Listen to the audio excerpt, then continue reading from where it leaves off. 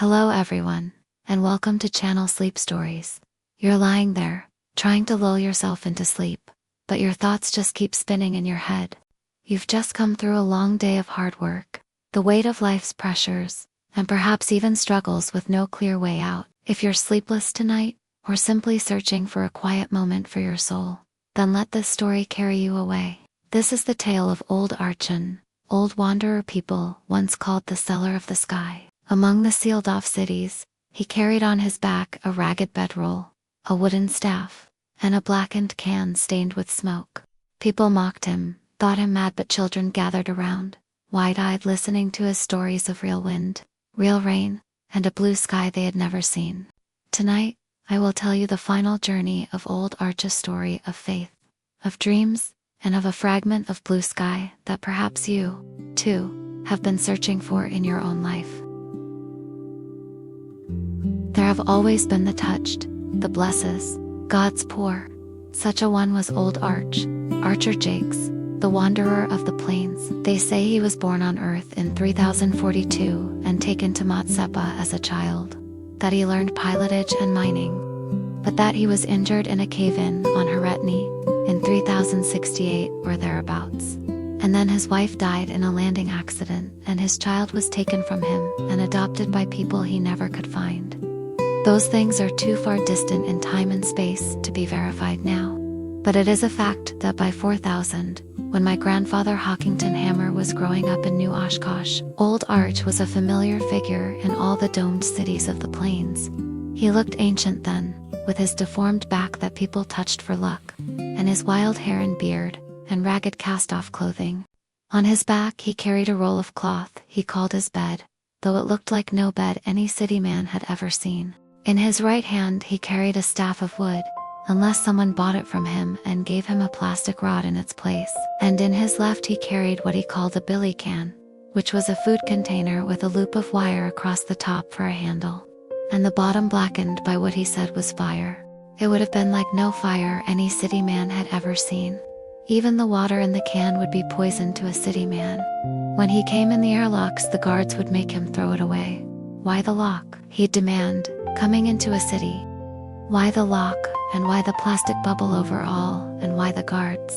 There's no pollution. Am I not alive? The guards would touch his hump, and make circular motions at the sides of their heads, and raise their eyebrows as if to say, yes, you're alive, but are you not crazy? Still they would admit him, the only non-resident to walk between the domed cities of the plains and enter all of them, the only man to pass unharmed through the camps of the outsiders, who lived in the open on the plains at the heart of the North American continent of Earth.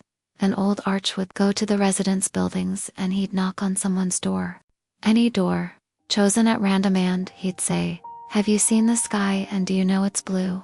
Have you felt the soft kiss of the breezes? I can show you where to breathe fresh air. Maybe the people would say, phew, does it smell like you, this fresh air? And slam the door in his face. Or maybe they'd say, come on around to the back, old man, and we'll find you something to eat.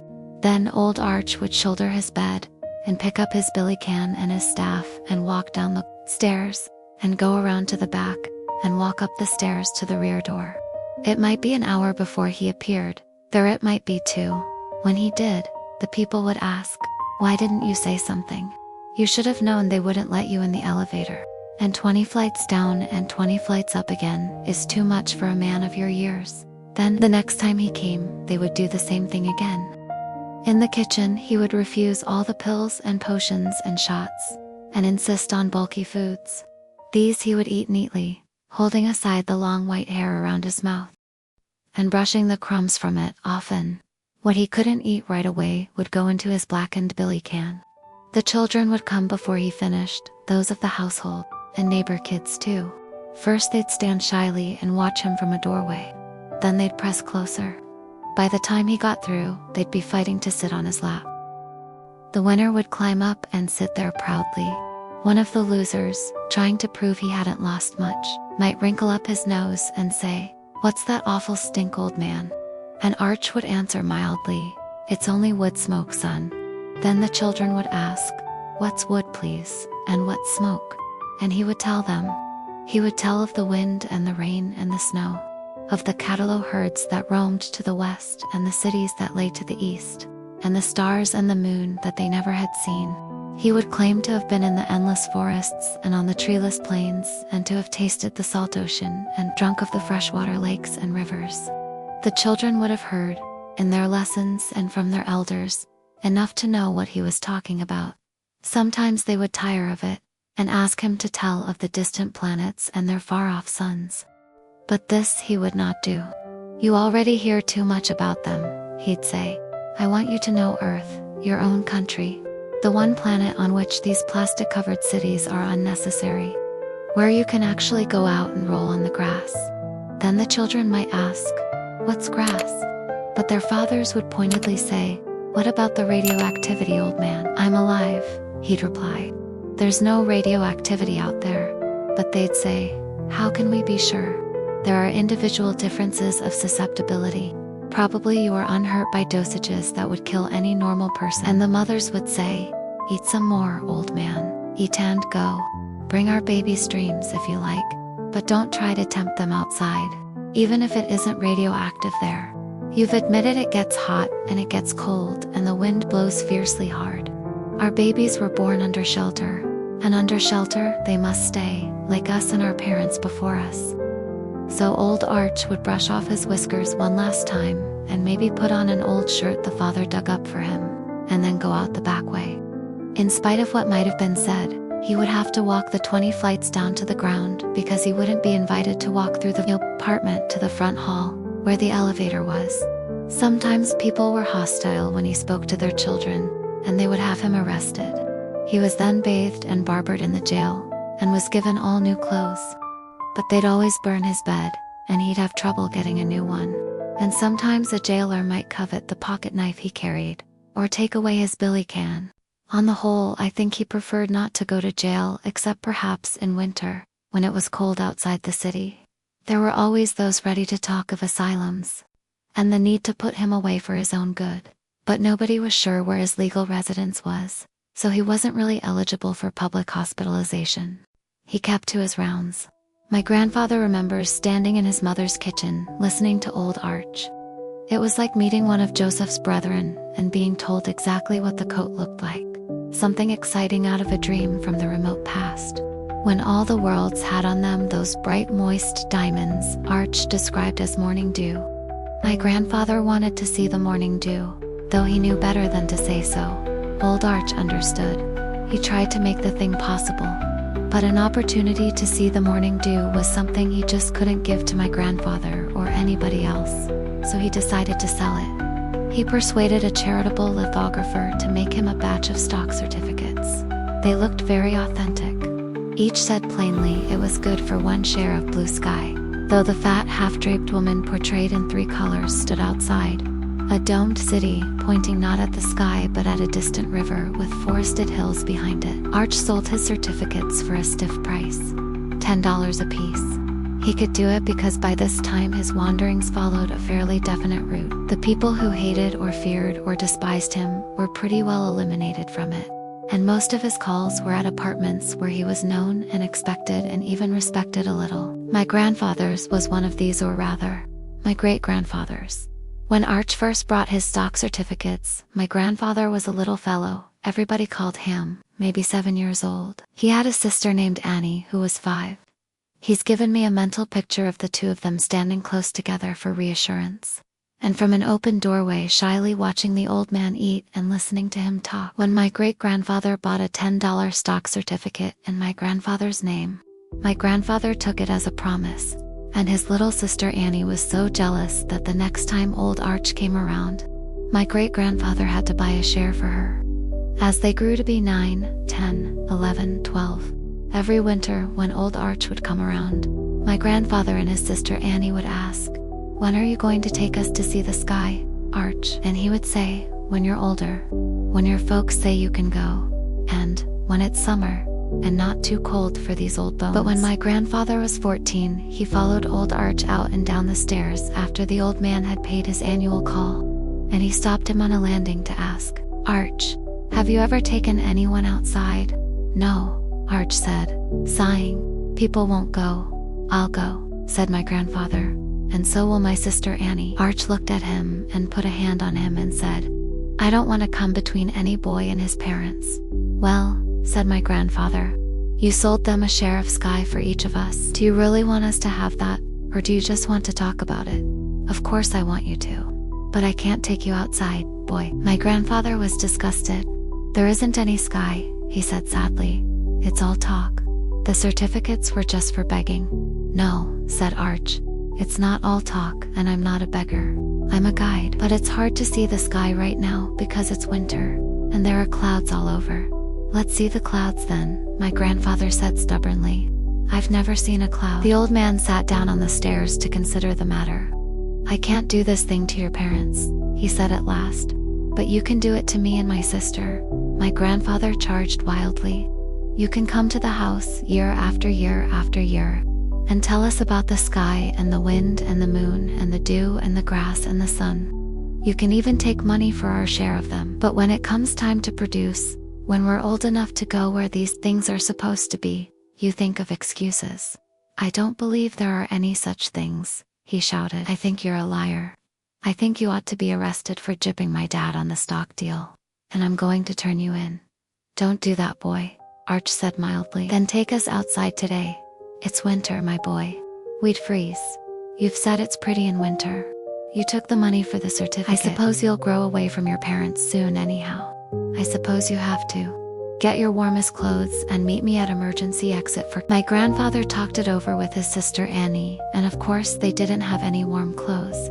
But they'd heard so often from old Arch about the cold that they put on 2 sets of tights apiece, and 2 pairs of socks, and then they hunted for the emergency exit. They'd never been there before. They didn't know anyone who had. The signs pointing to it were all worn and and it was a long way to go. After a while, Annie began to hang back. How do we know the exit will work? She asked. And how will we get back in if we ever do get out? You don't have to come, my grandfather said. But you'll have to find your own way home from here.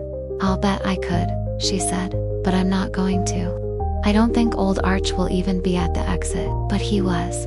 He looked at them carefully to see how they were dressed. You mean trouble for me, girl? He told Annie. They'll think I took you along to make love to you. She had just reached that betwixt and between stage where she was beginning to look like a woman but didn't yet think like one. Pooh, she said. I can run faster and hit harder than you can, Arch. You don't worry me a bit. Old Arch sighed and led them through the lock. They stepped out into a raging snowstorm, which soon draped a cloak of invisibility over them. Neither my grandfather nor Annie had ever smelled fresh air before. It threatened to make them drunk. Their nostrils tingled and their eyes misted over, and their breath steamed up like bathwater. For the first time in their lives, they shivered. When the city was out of sight in the storm, they stopped for a moment in the ankle-deep snow and just listened. They held their breaths and heard silence for the first time in their lives. Old Arch reached down and picked up some soft snow and threw it at them. They pelted him back, and then, because he was so old, attacked each other instead, shouting and throwing snowballs and running aimlessly. Old Arch soon checked them. Don't get lost, he said. We're walking downhill, don't forget that. We're going into a draw where there are some trees. He coughed and drew his rags about him. The city is uphill, he said. If you keep walking around it, you'll find a way in. His tone was frightening. Annie clung to my grandfather and made him walk close to the old man. It was clear the old man didn't have enough clothes on. He staggered and leaned hard on my grandfather. They kept moving down the slight grade. They saw no sky and little of anything else. The snow was like a miniature of the city's dome, except that this dome floated over them as they walked. Its edges were only about 50 yards off. Where are the outsiders? My grandfather asked. Aren't there people here? They're miles away, Arch told him. And indoors. Only fools and youngsters are out in this blizzard. Fools is right, Annie said tartly. There was supposed to be sky and there isn't. Old Arch staggered again. To my grandfather he said, Could you carry my pack? My grandfather took it and they went on, stumbling blindly through knee-deep drifts, getting more and more chilled and less comfortable, till they came to a small clump of trees, with a solidly frozen creek running through it. Here, old Arch made a lean-to shelter of wind-fallen limbs. Annie and my grandfather helped as soon as they understood the design. Arch spread part of his bed over the lean-to, breaking the force of the wind, and put the rest inside. Just outside, on a place scraped bare of snow, he built the first wood fire my grandfather and Annie had ever seen. He chipped ice from the creek and put it in his billy can and hung the can by its bail over the fire. And in due course they had a little hot tea. The youngsters felt cold but happy. The old man shivered and coughed. He'd kept moving till the tea was made. He sat still to drink it and couldn't get up. "Go to bed," Annie told him. "Ham will get on one side of you and I'll get on the other. We'll keep you warm." Old Arch tried to protest but was almost beyond speech. The youngsters didn't know enough to brush the snow off him or themselves. They helped him roll up in his bedding and crawled under the lean-to after him. There they all lay in a heap, getting colder and damper and more miserable, till finally my grandfather couldn't stand it anymore. He got up and looked around. The inverted cup of visibility was smaller. Darkness fell like a dye stuff, turning the white snow to gray, to black. It was a bitter night, the first he'd ever had outdoors. It was the first Need ever had. The first either had ever spent at the futile task of holding off death. They knew old Arch was dying. As the night wore on, he sank into semi-consciousness. They hugged him and rubbed his lean old limbs. Just before morning, the snow stopped. The old man roused a little, became gradually aware of his surroundings. "Go look at the sun," he murmured. "Go see the sunrise." They went out to look. Neither had ever seen a sunrise before. It was mauve first, then red, then gold, then blue. Venus led the way, and the sun followed.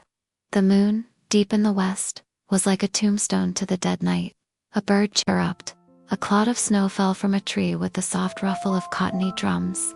My grandfather held his sister's hand and looked and sniffed at the great earth from which he'd been separated by the fear-inspired plastic over his city. So near, now, in the clear morning light.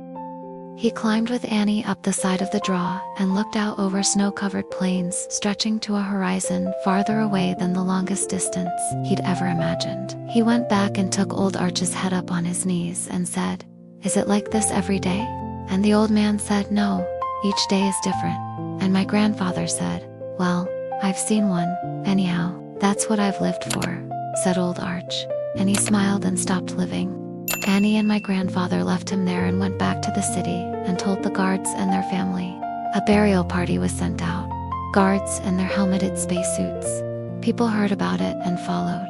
Everyone was curious because they'd all seen old Arch and wondered about him. Hundreds of people went out the gates, so many. The guards couldn't stop them. They saw the lean-to and the open fire and the woods and the snow and the frozen creek. They smelled the air and the smoke. They heard a bird. They tossed snowballs. And then they went back and flung rocks through their city's dome. And that was the ending of old Arch, the seller of the sky. He passed away only after finally giving to children the chance to witness a true sunrise. That sunlight did not shine only for Ham and Annie, but for everyone who had ever doubted, ever feared, ever forgotten that the earth was still alive out there. If this story has brought you a sense of peace in the middle of a sleepless night, please leave a message below. Every comment, every bit of support from you is the very motivation for me to continue telling more stories like this. Sleep well and, don't forget, out there, the sky is always blue. Thank you for watching the video. If you're enjoying it, don't forget to hit that like button. Your support helps the channel grow and keeps more great stories coming your way.